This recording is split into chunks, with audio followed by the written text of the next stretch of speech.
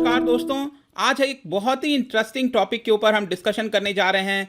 Recently यहाँ पर proposal लाया गया है एक, जिसके थ्रू हमारे देश के अंदर एक बैड बैंक बनाने की बात कही जा रही है। ये बैड बैंक होता क्या है? क्या इसका मतलब खराब बैंक हुआ? इसे बैड बैंक क्यों कहते हैं? ये कब से चलता आ रहा है? काफ़ी कुछ जानने को है आज इस वीडियो में। चलिए आगे बढ़ते हैं। मैं हूं अंकित अग्रवाल और अपडेट के लिए आप मुझे फॉलो कर सकते हैं इंस्टाग्राम, फेसबुक और ट्विटर पर। मेरे लेक्चर की हर पीडीएफ आपको फेसबुक पर तो मिलेगी ही, प्लस बाकी पीडीएफ और अपडेट्स के लिए आप मुझसे टेलीग्राम चैनल पर ज्वाइन कर सकते हैं by searching Ankit Agarwal official. ध्यान रखिएगा, इसमें 21,000 मेंबर्स हैं, यही वाला चैनल ज्वाइन करिएगा। अगर आप यूपीएससी की तैयारी कर रहे हैं तो आपके लिए मौका है। स्टडी IQ लाया है आपके लिए स्मार्ट कोर्सेज, जिसके थ्रू आप अपनी प्रिपरेशन और भी ज़्यादा अच्छे तरीके से कर सकते हैं। तो जैसा कि आप न्यूज़ में देख सकते हो दोस्तों, IBA क्या होता है? Indian banks association. ये बेसिकली 1946 में बनाया गया था। अब आज के डेट में इसके द्वारा रिप्रेजेंटेशन की जाती है पूरे बैंकिंग सेक्टर की, मतलब कि बैंकिंग सेक्टर का रेगुलेशन कैसा होना चाहिए, क्या नए रूल्स आने चाहिए, इस तरह की जो प्रपोजल्स हैं बैंकिंग को लेकर, ये सारी चीज़ें देखता है IBA। तो रिसेंटली IBA ने सबमिट किया है एक प्रपोजल गवर्नमेंट और RBI को, और बोला है कि हमारे देश में एक बैड बैंक होना चाहिए। अब हम बेसिक से समझते हैं कि ये बैड बैंक का मतलब क्या है। सबसे पहले आप यूं देखिए, बैड बैंक का मतलब ये नहीं होता है कि वो खराब बैंक है, ठीक है। इसका नाम भले ही आपको बैड बैंक लग रहा होगा, लेकिन इसकी जो फाइनेंशियल टर्मिनोलॉजी में इसको कहते हैं, इसका मतलब ये हुआ बैड लोन्स।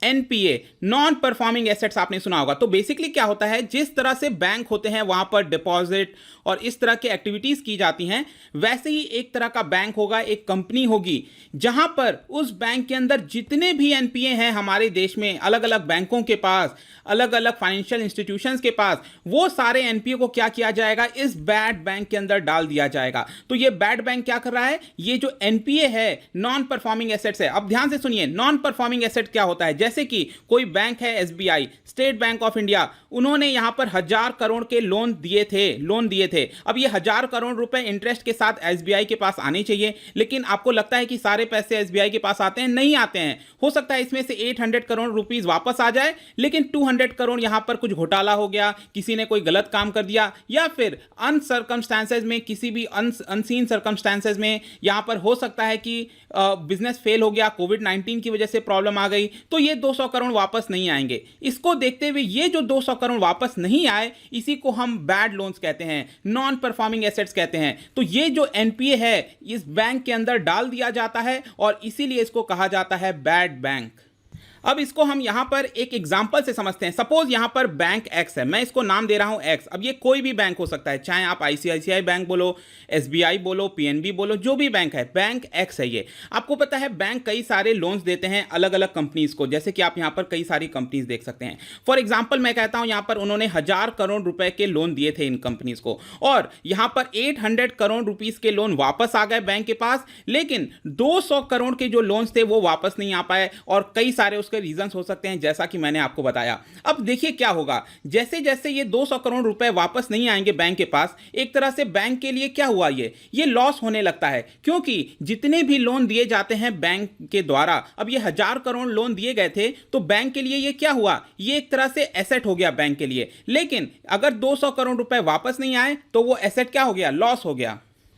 और इसीलिए क्या होता है कि धीरे धीरे आगे चलकर ये 200 करोड़ आगे चलकर इंटरेस्ट के साथ मिलते मिलते 10 साल के बाद अगर आप देखेंगे तो ये 400 करोड़ में हो जाते हैं। तो एक तरह से क्या हो रहा है, बैंक की जो बैलेंस शीट है उसके अंदर जो एसेट था उसमें आपको लॉस देखने को मिलेगा। और इसकी वजह से क्या होता है, जो बैंक्स होते हैं वो अपने बैलेंस शीट में इस तरह के NPA को नहीं रखना चाहते, और उसको चाहते हैं कि उसको अपने बैलेंस शीट से हटा दिया जाए। और इसीलिए रिसेंटली भी मैंने एक वीडियो बनाया था और मैंने बात किया था 68,600 करोड़ के जो लोन्स हैं उसको यहां पे राइट ऑफ किया गया है। तो एक तरह से राइट ऑफ ये भी होता है कि जब बैंक जो है अपने बैलेंस शीट में NPA को नहीं दिखाना चाहता, उसको लगता है कि हो सकता है कि अभी मुझे ये जो पैसा है 200 करोड़ रुपए ये वापस नहीं आएंगे, तो उसको अपने बैलेंस शीट से हटा देता है और उसको लॉस में दिखा देता है, ठीक है। तो इसी को हम राइट ऑफ भी कहते हैं।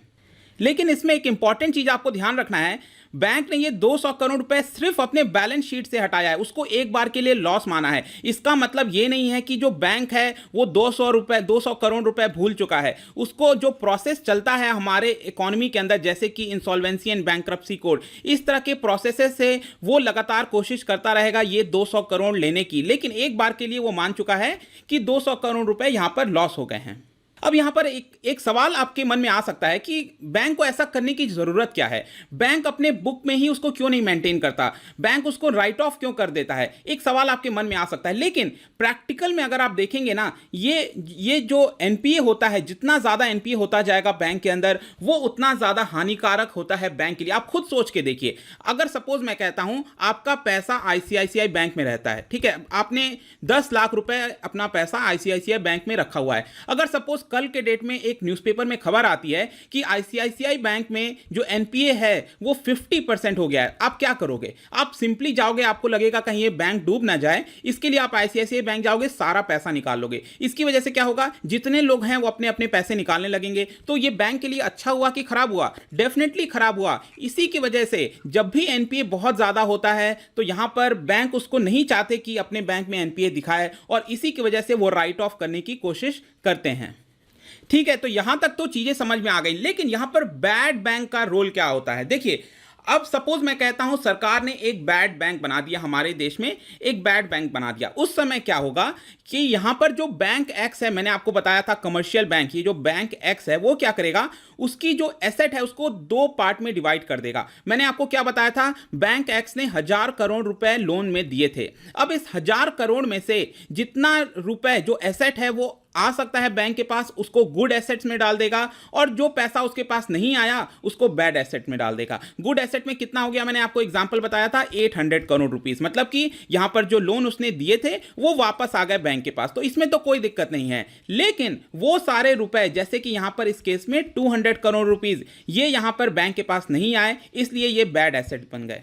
अब क्या होता है कि ये जो 200 करोड़ रुपीस है, ये बैंक क्या करेगी, अपने बुक में से उसको हटा देगी। जैसा कि मैंने आपको बताया था कि वो एनपीए क्रिएट हो गया था बैंक के पास, लेकिन बैंक अपने बैलेंस शीट में एनपीए नहीं दिखाना चाहती, अदरवाइज उसकी बिजनेस हैम्पर हो सकते हैं। तो इस केस में क्या होगा, बैड बैंक क्या करेगा, ये जो बैंक था, बैंक एक्स था, जहां पर 200 करोड़ रुपए एनपीए बन गए थे, वो 200 करोड़ रुपए इस बैड बैंक में डाल दिए जाएंगे। आई होप कि दिस थिंग इज क्लियर। और यही बैड बैंक होता है, मतलब कि यहां पर जितने भी बैंक्स हैं वो अपने जो नॉन परफॉर्मिंग एसेट्स हैं उसको इस बैड बैंक के अंदर डाल देंगे। अब देखिए, इससे फायदा क्या होगा, फायदा ये होगा कि ये जो बैड बैंक बनाया गया था, ठीक है, ये स्पेशलाइज्ड होता है लोन को रिकवर करने के लिए। यहां पर जो बैंक एक्स था, कोई भी बैंक है, उसका मेन काम क्या है, उसका मेन काम है डिपॉजिट्स लेना पब्लिक से और यहां पर लोन प्रोवाइड करना, ये मेन काम है। लेकिन बैंक का काम ये नहीं है कि दिन भर चक्कर काटते रहे लोन को रिकवर करने के लिए। तो ये क्या होगा, बैड बैंक स्पेशलाइज्ड होता है लोन को रिकवर करने के लिए। मतलब बैंक एक्स ने जो 200 करोड़ रुपए दिए थे, अब वो रिटर्न नहीं ले पा रही है, तो इस केस में क्या होगा, बैड बैंक के पास ये जो 200 करोड़ रुपए ट्रांसफर किए गए हैं, बैड बैंक पूरी कोशिश करेगी उस 200 करोड़ को उस पर्सन से रिकवर करने के लिए या किसी कंपनी से रिकवर करने के लिए। अब आपके मन में एक सवाल आ रहा होगा कि इससे बैंक एक्स को क्या फायदा होगा, जो एसबीआई है, पीएनबी है, जिन्होंने अपना 200 करोड़ रुपए सिंपली ट्रांसफर कर दिए बैड बैंक को, इससे बैंक को क्या फायदा हो रहा है, जो कमर्शियल बैंक है उसको क्या फायदा हो रहा है? तो ध्यान रखिएगा। अब सपोज एग्जांपल लीजिए, यहां पर मैंने क्या बोला था, बैंक एक्स अपना 200 करोड़ रुपए ट्रांसफर कर रहा है किसके पास, बैड बैंक के पास। तो यहां पर बैड बैंक क्या करेगी, बैंक एक्स को लग रहा है कि ये 200 करोड़ तो उसके वैसे भी डूब चुके हैं, बहुत कम चांसेस हैं आने के, तो बैड बैंक क्या करेगी, इस 200 करोड़ का जो पूरा एसेट है वो अपने पास रख लेगी और इसके मुकाबले 100 करोड़ रुपीस या फिर जो भी है, डिपेंड करता है कि वो क्वालिटी कैसी है एसेट की, उसका कुछ हिस्सा, मतलब कि 200 करोड़ तो पूरा देगी नहीं बैड बैंक, हो सकता है 100 करोड़ रुपीस बैड बैंक ये कमर्शियल बैंक को दे दे, बैंक एक्स को दे दे। तो बैंक एक्स को क्या फायदा हो रहा है, एक तो ये हो रहा है कि उसके जो बैलेंस शीट में एनपीए था एक वो चला गया, ठीक है, जिसकी वजह से उसकी जो बैलेंस शीट है वो अच्छी दिखने लगती है, लोगों को लगता है वो बैंक अच्छा है। दूसरा, यहां पर 200 करोड़ का लॉस हो सकता था, लेकिन इस केस में एटलीस्ट 100 करोड़ रुपए बैंक के पास आ गए। तो ये मेन फायदा होता है बैंक एक्स को या फिर किसी भी कमर्शियल बैंक को।